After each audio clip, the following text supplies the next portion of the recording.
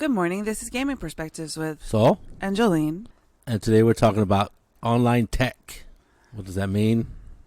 Why would we talk about that? We're in California and we are going into our second shelter in place. I think it's our third. Well, whatever it is. We've been in shelter in place this whole time, so it's nothing new for us. Except for Jolene, now she can't go shopping. Like I do a lot of shopping. She just shops mainly online anyway. We're sheltered in place.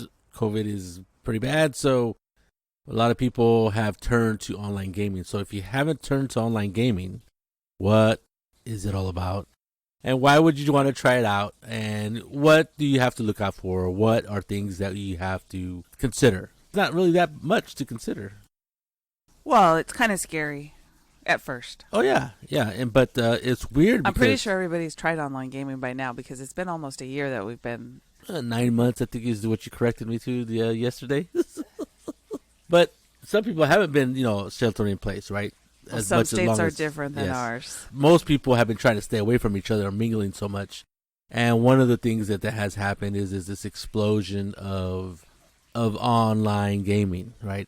All gaming online, using all kinds of different, either virtual tabletop or just something that you can hear each other with. There's all kinds of programs. So I'm thinking that most people have been doing this. If they haven't, then they can get ideas about how to do it. But I'm pretty sure most people haven't. I think one of the reasons you picked this episode was that there's issues with a lot of the items that you have to use. One, not everybody has a setup like you do in front of your computer with a big old mic sitting there to be able to talk to people. Should talk about Mike gaining a few pounds there. I'm not talking about Mike, you dork. Okay, so you're right. I mean, it's like we were lucky enough, me and my son and Jolene for that matter, because of us, that we play a lot of video games, and because of that. When he says a lot, he means they're on the freaking computer 24/7. That's not true, but yeah, we do play a lot of video games, and because of that, I've dealt with, technical issues as far as anytime you play a video game that kind of pushes the envelope. There's all kinds of technical gear. There's video cards, computer processors, and all that crap that you got to worry about. And because of that, our computers are pretty high-powered setups, right? And we have earphones and microphones and stuff like that aren't the flimsy little things that you buy at Target or something like that. So I guess Target, I'm sure, has some nice earphones these days. I'm sure they do, but I doubt if they have good microphones. Maybe Walgreens is what I should say, something like that, right? Or any corner convenient Dwayne Reed, pharmacy, depending on where you are. That's true. Because of the shelter in place and because people have not been playing around a physical table, we've gone online, where I was already playing online because of my friends and my brother who moved away from the area. And so that was nothing new, but definitely there was, I was meeting, and it was in a couple of groups that met face to face. And at first they were reluctant to play face to face. You mean online? I mean, yeah, online, right. It wasn't that they were reluctant. It was that they hadn't done it, so... Well, they were apprehensive. How's that? In fact, in my Stanford group, we were playing all kinds of different games. And at first, I think most people were thinking, oh, we're going to go into this a couple months. We're going to come out the other side and we're going to be okay. And then as the time dragged on and we figured, and people realized that it's not going to be a couple months, it's going to be a little bit longer. Some people in that group decided, well, maybe we should play online, right? And then we've been playing online. That happened. Same thing happened with our long campaign where I was running, and me and Jolene started running games also, which was D&D. We were playing 5th edition.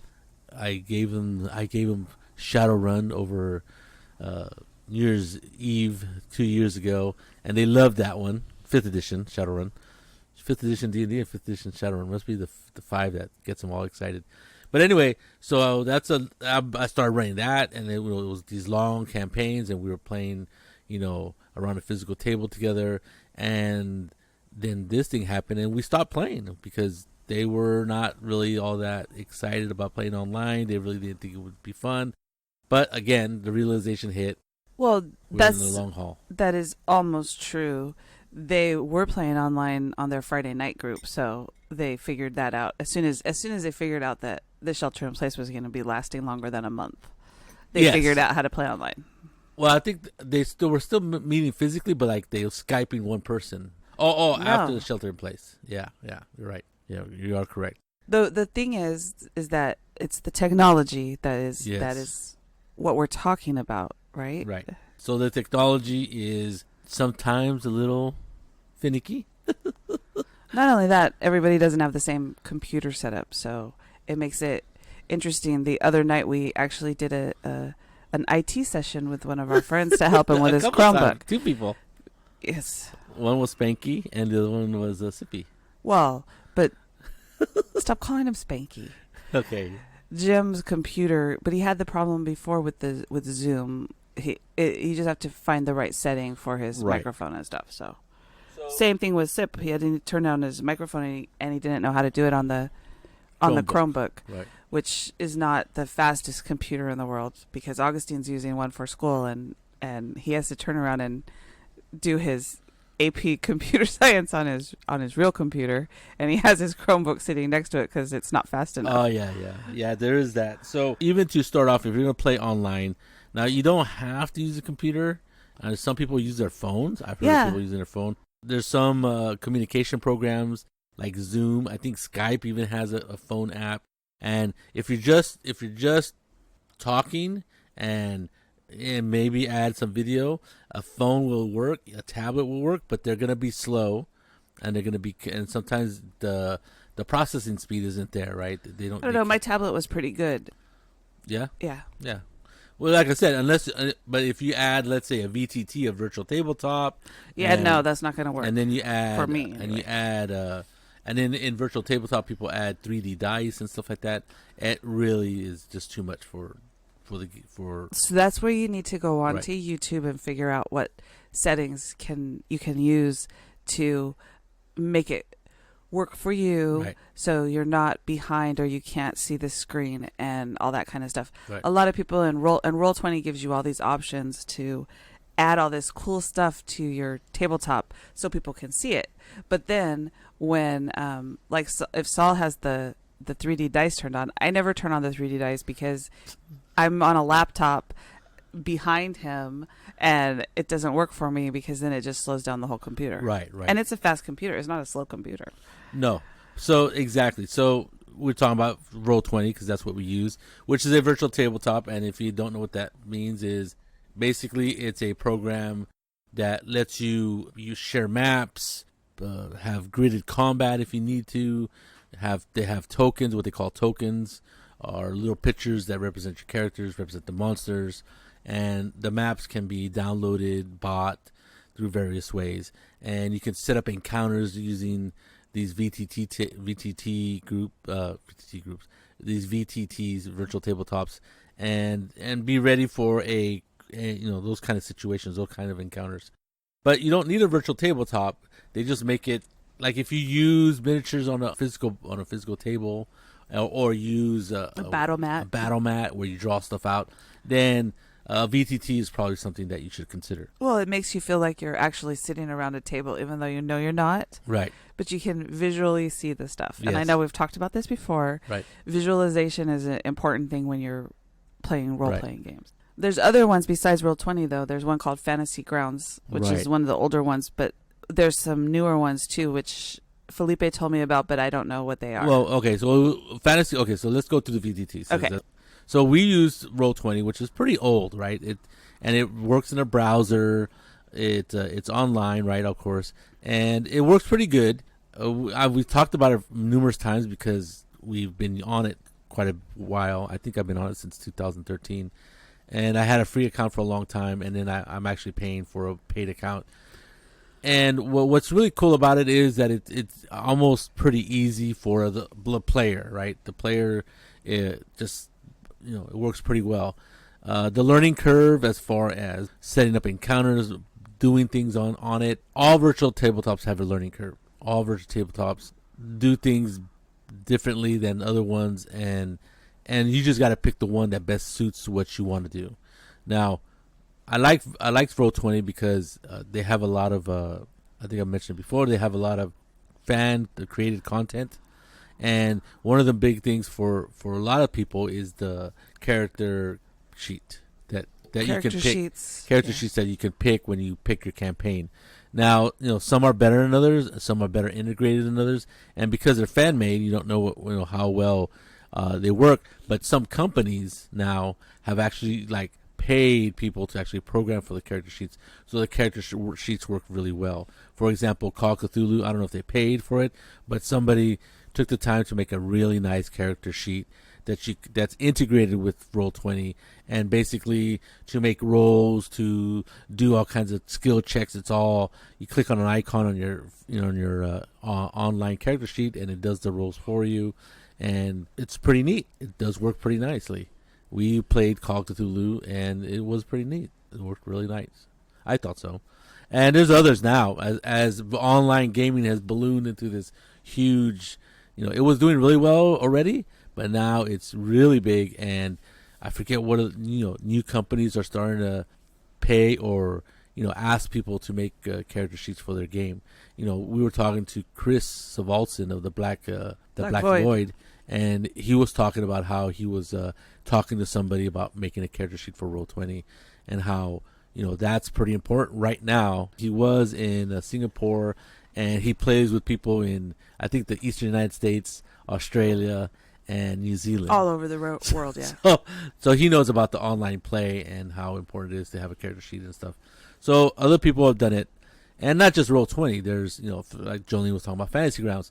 Now, Fantasy Grounds, they have a trial version, but they don't have a free version. They also have a version, or they one of the things that I was reading is that you can get it on Steam, and I know a lot of people have Steam. Yes, that's kind of pretty recent. I'm just telling you that you can get it on Steam. So there's a great battle usually between Roll20 and Fantasy Ground users, and it's kind of like the Mac Apple / PC debate. I think it all stems from the fact that to use one of these virtual tabletops, you need to learn how to do the stuff. Right, on that particular one. And once you learn it, you don't want to have to learn it for something else. Right. I'm just saying, because what I did was I went to YouTube and watched a bunch of videos on how to. A guy literally taught me how to use Roll20. Right, and it takes a while, right? And Roll20 is a little archaic. Like I said, it's old. They haven't done a lot of new implementation of new ideas and stuff. I mean, it's been around for 7 years at least, and they roll out like different types of. One of the things is dynamic lighting, which I like. Jolene doesn't like it in the dungeon because she gets claustrophobic. But that's pretty cool, right? Because if it invokes that kind of a emotional response, then it's doing what it's supposed to be doing, right? It's kind of making the players, and she was the GM in this case, making the players apprehensive about going around that next corner in a dungeon. It's pretty neat. I think they've everybody complains about Roll20. Because it is this, the large monolith in the VTT world. But Fantasy Grounds is really neat. It's pretty cool.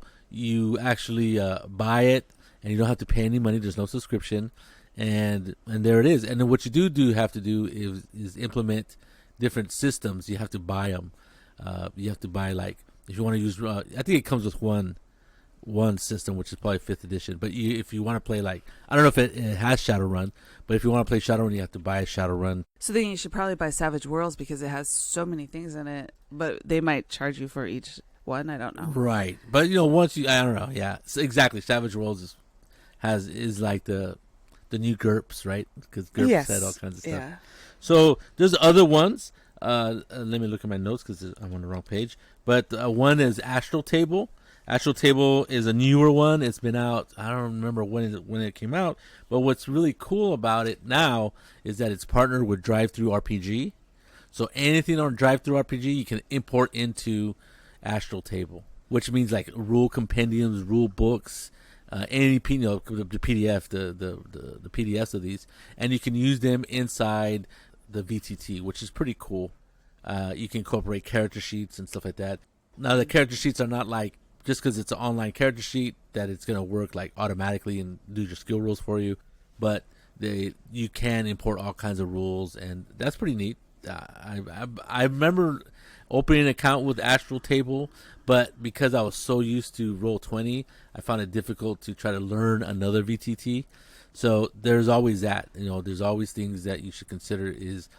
The one thing you should consider is that when you pick a VTT, you're not going to get stuck with it, because I know people who have been using Roll20 and were like, oh, I don't like this, or I don't like that about it, and moved on to another one. And usually you have to dive in, and I think once you dive into the water, it's kind of hard to get out in the blizzard and jump into a nice other pool and relearn everything. But you can, and you like can. I said, there's going to be YouTube videos nowadays. Everybody does a YouTube video In about fact, yeah, how to use it, how to do it, and that's why Roll20. I was really frustrated with it at first, but I said, you know what? I'm smart enough to do this. I just need to sit down and have somebody show me step by step, which is what I did. So I'm sure all of them have that. Saul was like, "Oh, I'll help you set it up," but when you are the GM, you have to be able to know different things, like how to make the map, put the people on the map, and all the different things. So it makes it hard. You can't have someone standing behind you helping you do it all the time. Right. So another one is Foundry. Foundry is pretty new. I'm not sure if it's in alpha or if it's really it's in beta. I'm not sure, but I know another podcaster from Gaming and BS, Sean. He's jumped from Roll20 because he was just but he's frustrated. Yeah, he's frustrated. But he's a techie person, right? He's involved in tech quite a bit, and so he moved to Foundry, and he's put out some videos about what he's done and how he's done it. People do make the jump from one VT to another if they really like the components or what you can do with the other VTT. So I'm just going to run through a lot of things that people use for VTTs. One is Tabletop Simulator, which is like a game for board games. It's a 3D simulator and what's really funny is that it gives you a table, and you can put your own type of game on top of it. Like it's made for board games, but you can imagine using it for role-playing games. So you put components on the table, and you can import all kinds of different types of components. I think my friend Bay has been working on a board game that he wanted to be able to play online, and there wasn't a version of it online, so he just started using Tabletop Simulator to make a game and be able to play. And he's been playing with his friends and brothers and stuff like that. I don't know if he's like totally completely finished the game. Tabletop Simulator is made for board games, but people have been utilizing it to convert it to run role-playing games. Well, if you think about it, that would be make sense, because if they give you a tabletop, then you can draw whatever you want on it, right? You can put all kinds of stuff on it. It's a little bit more complicated than that, because what they do is because it's 3D, it's more like a little model. Oh, Felipe would love that. Yeah, he could make his little Western town. I think he has Tabletop Simulator. Tabletop Simulator. And it's really neat because one of the components of the game or of the program, each player can move pieces, and you can roll dice, and you grab the dice icon, and you literally shake your mouse, and you can hear the of the dice, and then you just unclick, and when you unclick, it drops the dice, and they bounce all over the place, 3D fashion. And you could like throw them so hard that they fall off the table and stuff like that. And of course, it has this option of flipping the table. And then when you can flip the table, you literally it's like grabbing the end of the table and you flip it, and all the pieces go flying. It's a that classic, doesn't sound very good. It's a classic board game meme. I've never actually played on Tabletop Simulator. I have it. It's available on Steam. I've had it for a long time. In fact, I have two. I bought a 4-pack when it was on sale sometime, and I have like two that I can give away. But Augustine uses it. You gave him one. I gave him one. Yeah. Him and his friends use it to play board games. Well, it comes with like chess and checkers and something, and it's really neat. But you can buy other board games, which is actually pretty neat. You can buy like implementations of like popular games like Catan, but also like what is it? I don't know. I can't think of anything new that's really cool. Wingspan. Wingspan. I don't know about Wingspan, but games like that, right? Like, yeah, exactly. Wingspan, because we actually got to go into a game store, and Jolene goes, "Is this a real popular game?" Yeah, Wingspan. But then she realized it was only the expansion, and we couldn't find the actual game. There's Tabletop Simulator, and that's available on Steam. I think you can buy it outside of Steam, but I think Steam works pretty well because it's easy to get players to play with you and find them online, and There's another one called Tailspire. This is pretty new. It's an alpha. I haven't really looked at it too much. I'm just saying these are like, If you don't know what he means when he says alpha, he means that they're not testing it in beta.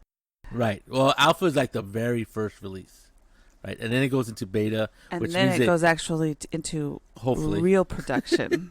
So Yeah. when he's telling you alpha, that means that there's going to be bugs and stuff, probably. Right. There's another one called Let's Roll. I think it's going to be kickstarted in early next year.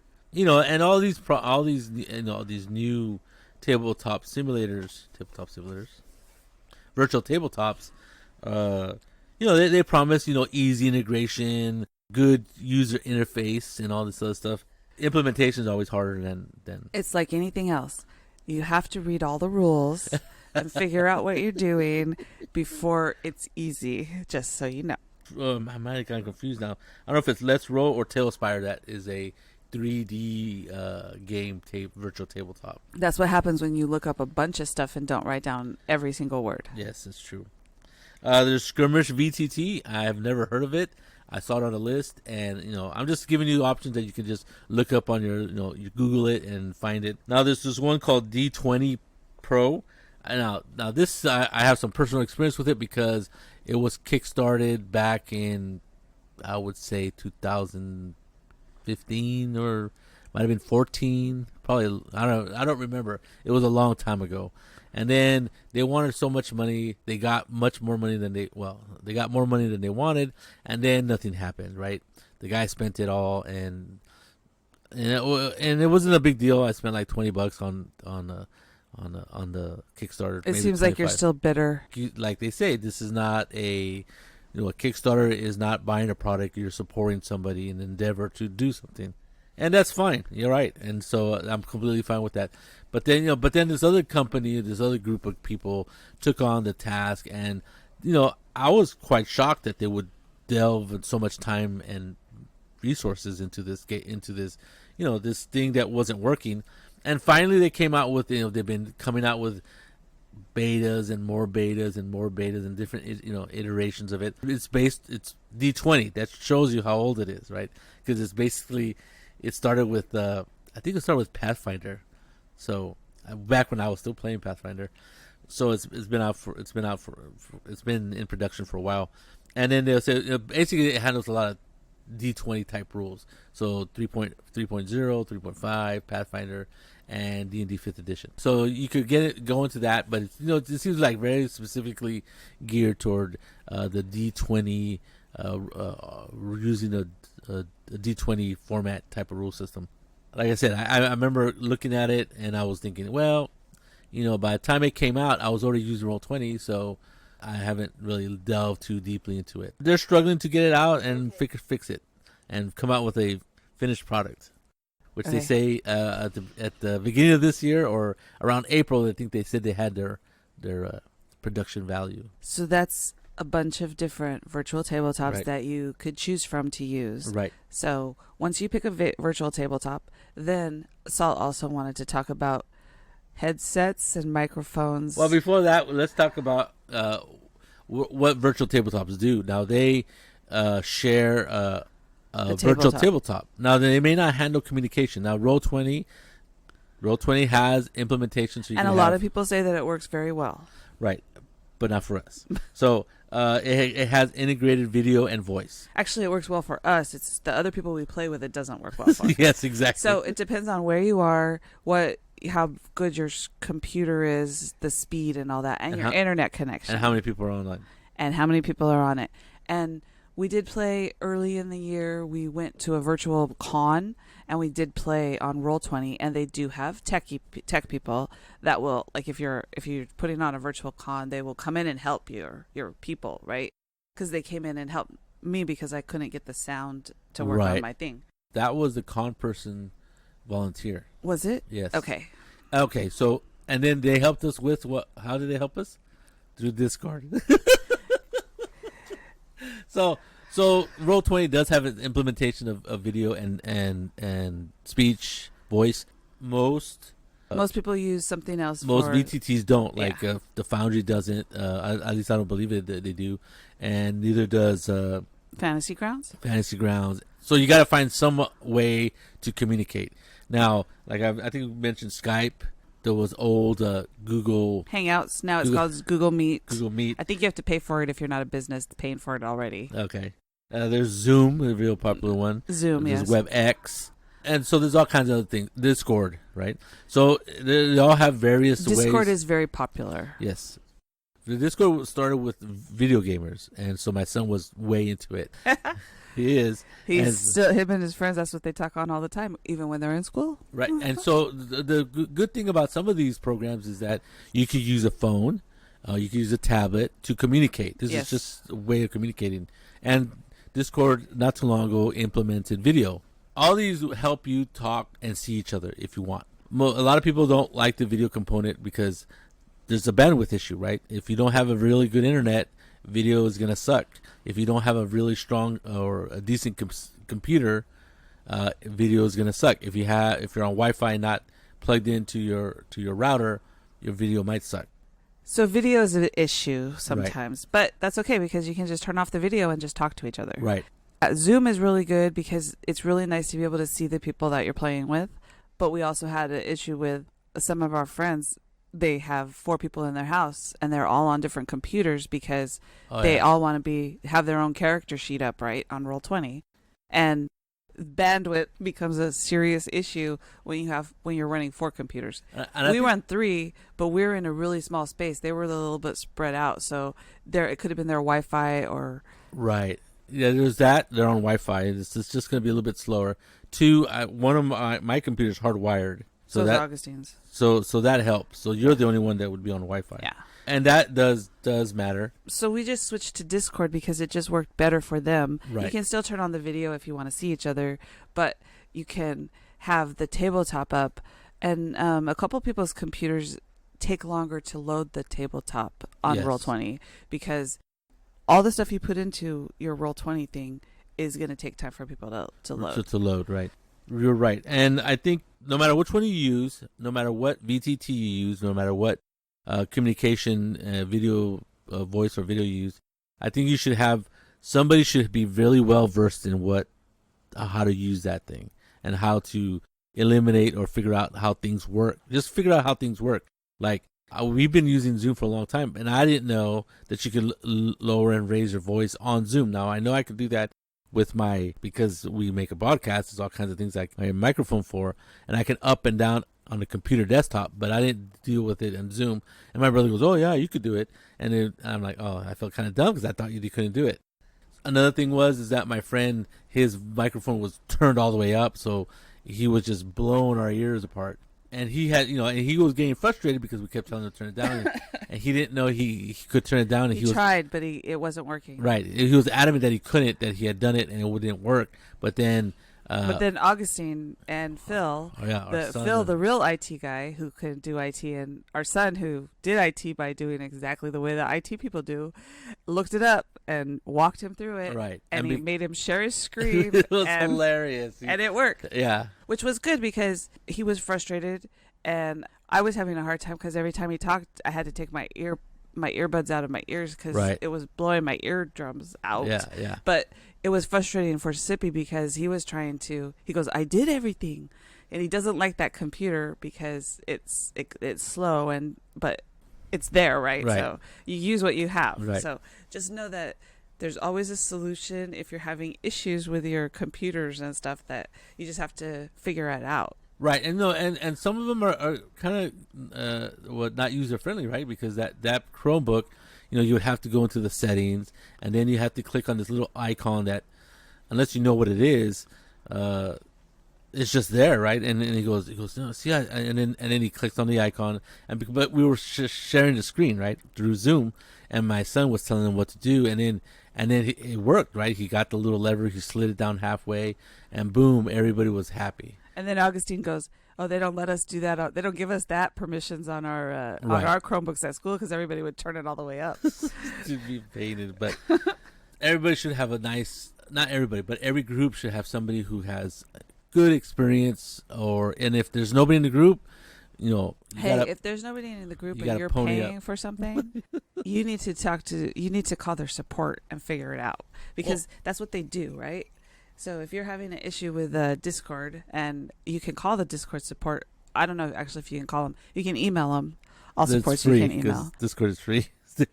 But at the very least, before you get too far as calling support, you should have somebody, and if there's nobody, it should be you to just read up on how things work.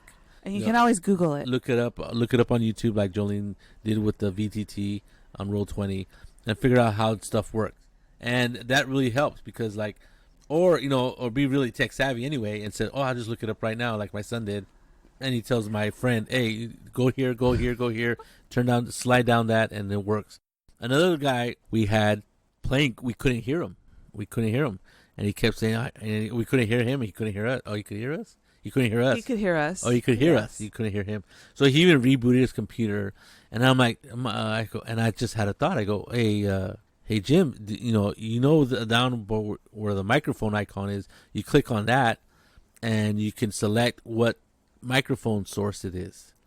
And then that was what the problem was. It was some. I think that's what one. Well, of the it is confusing Yes. with all the different devices and all the different ways to click things on and off and Yes. stuff. So, but all it takes is people to figure it out. It takes a while to figure it out, and that's one of the most frustrating things about playing online with other people is that you have to be able to get everybody to be able to hear each other, and if they want to see each other, and all of the technical stuff. So sometimes it takes a little bit of time, Yes. and you should always give yourself a little bit of extra time to do that kind of stuff. I would say 30 minutes at the beginning of each of your games, just because that way it won't be so frustrating for people. Well, I don't know about 30 minutes at the beginning of every one of your games, but definitely your first session, your session 0, a good 30 minutes to an hour will be the technical aspects of the game. The technical aspects of getting everybody's computer and everybody's systems, all the kinks ironed out, because it's just natural that certain things aren't going to work. And you're dealing with people who are using Apple devices, using Android devices, PC, computers. To make all that stuff work and gel, and you have no problems, hey, you're very lucky if that happens. So the last question, because we've gone over on our time, is that we have a limit. is how do you find players if you don't already have a group? I forgot my headphones. I had to go talk about headphones. We don't need to talk about headphones. Okay, so today. I'm going to talk real quick about headphones. Oh God! Right. So me and my son, we're gamers. We play video games, and so we have gamer headsets. Now, the reason I want to talk about headphones is because I believe they're very important in online games. Because one of the biggest problems is feedback and echoing.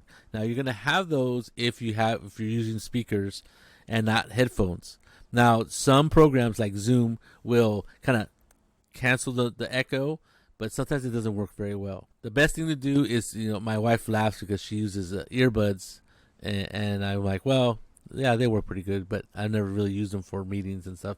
But she uses them for meetings, and because she uses all kinds of different things for virtual meetings and stuff. So, but headphones, a good gamer headset, they don't have to be really expensive. I like the noise canceling that fit over my ears, because game sessions tend to be at least 3 to 4 or 5 hours long, and you have on-ear headphones that can be a real pain to your ear, really, ultimately. And I think the plus of it is you have a nice, comfortable set of earphones. You cancel echoes and feedback, and I think that's very important for the enjoyment of the game. Carry on, Jolene. Are you done? Yes. Sorry about that, people. I know that was a little boring. Thanks. So the last part is, how do you find people to play online with you if your friends aren't going to do it? I don't know. I didn't look that up. Yes, you do know. So Roll20 and Discord have, and I'm sure other places too, but these are the two that I know about, have, I would call it a forum. I don't know what they call it these days, where you can go and they have, I'm running this game, and I need 4 players. Yeah. And even Dungeons and Dragons has that now. I'm not Dungeons and Dragons, but Wizards of the Coast has a thing where you can do that. Okay, so it's funny that I was listening to another podcast, Brett and Sean, Gaming MBS, and Sean was talking about, he wonders if he goes into a game store, because he hasn't been to a game store, and he wonders if they still have that bulletin board with the cork board that you put looking for players or looking for a game master, and he was kind of laughing at that because he goes, why would people do that still, right? Why? And actually, we go, well, a while back, we were at the game store, and they indeed had a cork board, and indeed had people up there had put notes on 3x5 index cards. Some of them were like printed and had like graphics on it saying, looking for players, need a GM. Some of it was for wargaming, but it's funny, right? That in this new era of technology that people are still using the cork board and the 3x5 index card to look for players. Well, that makes perfect sense because the gaming store is a place where you find like-minded people that want to do things right. Yeah, but I think but Sean was saying that the you'd be more successful if you went online. I'm part of a group on Facebook called One Shot Group, right? And they're constantly putting out games that they want to play or run. And they go, I'm gonna run on this day. I'm gonna run 2-3 sessions, 1 session, whatever. Does anyone want to play? And then people message them and stuff. You're right. You can go on Discord that has they don't call them servers. What do they call them? They are servers. Oh, Discord servers. Yeah. You go to almost any big what is it? A podcast Discord group. We don't have one server, and they'll have. It's kind of replaced the bulletin board. Also, Reddit has it too. Forums. They basically replace forums. Discord is replacing forums in a big way, I think. And a lot of people you can go online and look. Roll20 has its implementation. You can just plug in saying I'm looking for a game, and it'll search, by game, by time, by it. I don't know, all kinds of different factors that you can delineate which one you want to pick. So online definitely is easy to find players. There's this old program called Pen and Paper where you sign up and you go, I'm willing to travel 20, well, not to travel anymore, but it was for physical face-to-face games. And anyway, so there's all kinds of stuff out there online. You just got to look for it, and I think it's pretty neat.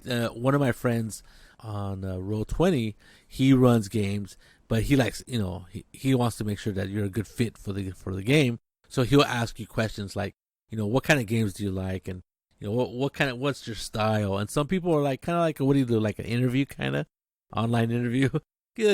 So there might be some weirdos out there, I don't know, but I've never really run across any. Oh, just remember, if you're online and you're uncomfortable in a game, you can just turn your computer off. Yes. You don't have to give them any excuses. Yeah. You just turn it off.